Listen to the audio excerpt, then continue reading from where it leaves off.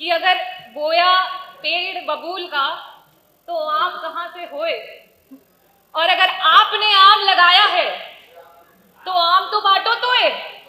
अगर आपने आम लगाया है तो आम तो बांटो तोए, और खट्टा आम बता करके भाग न जाना कोई। 400 करोड़ का अगर आपको प्रतिवर्ष मुनाफा हो रहा है तो क्या अब आप आम जनता को खिलाएंगे? अध्यक्ष महोदय, मैं आपका आभार व्यक्त करना चाहूंगी कि ऊर्जा जैसे गंभीर विषय पे आपने मुझे प्रश्न पूछने का अवसर दिया। बिजली एक ऐसी चीज है, चाहे वो एक गरीब की झोपड़ी हो, चाहे अमीर का महल, यहाँ तक कि रामलला के मंदिर में भी अध्यक्ष जी, मैंने एक आर्टिकल पढ़ा जिसमें लिखा हुआ है कि बिजली विभाग के द्वारा 4000 किलोवाट तक की जरूरत है, और अभी फिलहाल में वहाँ पे 1600 किलोवाट तक की जो है मंदिर को भव्य बनाने के लिए आपके द्वारा सुचारू रूप से दिया जा रहा है।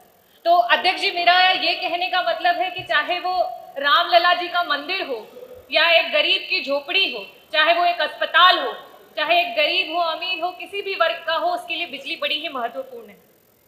अध्यक्ष जी, जब भी जनता के महत्वपूर्ण मुद्दों पे सवाल होते हैं तो बार बार आम और बबूल की बात आ जाती।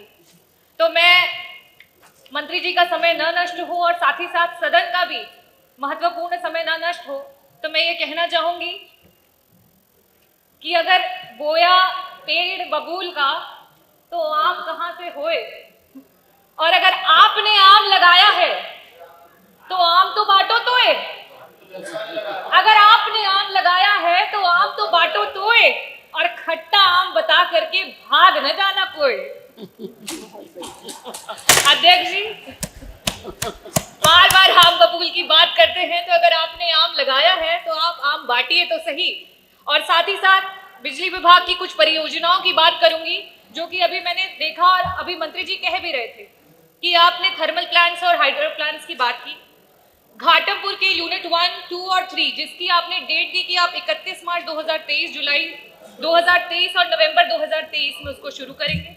ओबरा सी में यूनिट 1 और 2 की बात करें कि फरवरी 2023 और अक्टूबर 2023 में उसको शुरू करेंगे। जवाहरपुर की बात करें कि आप मार्च 2023, और पनकी के लिए भी आपने बोला था कि 31 अक्टूबर 2023 तक आप उसको शुरू करेंगे। हाइड्रो प्लांट्स की आपने बात करी तो आपने वहां पे कहा कि आप मार्च 2023 तक और अगस्त 2023 तक आप जो आपका सुबसिरी हाइड्रो प्लांट है उसको शुरू करेंगे, और प्रभाती को आप दिसंबर 2023 तक करेंगे। और साथ ही साथ आपने ये भी ऐलान कर दिया कि जो आपका भारत कोलिंग कोल लिमिटेड है, उसकी खदान में जो कोयला है आपको महानदी कोल लिमिटेड से लेके आ रहे हैं, जिसकी वजह से आपको 400 करोड़ तक का फायदा हो रहा है।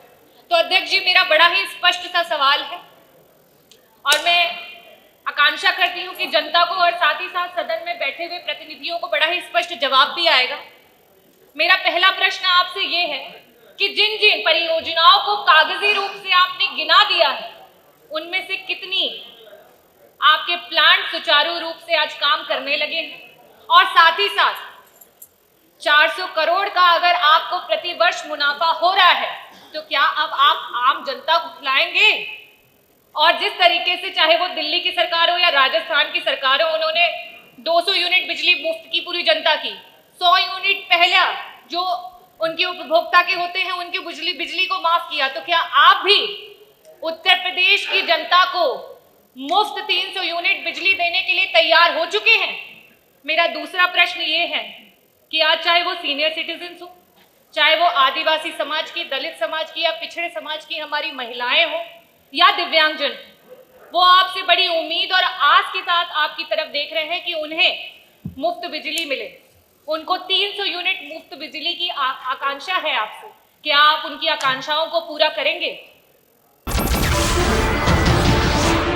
नमस्कार, मैं हूं मानक गुप्ता। अगर आपको हमारा ये वीडियो पसंद आया हो तो इसे लाइक और शेयर जरूर करें, और हाँ, हमें सब्सक्राइब और फॉलो करना ना भूलें ताकि आप देश और दुनिया की कोई खबर मिस ना करें। तो जुड़े रहिए हमारे साथ और देखते रहिए न्यूज़ 24।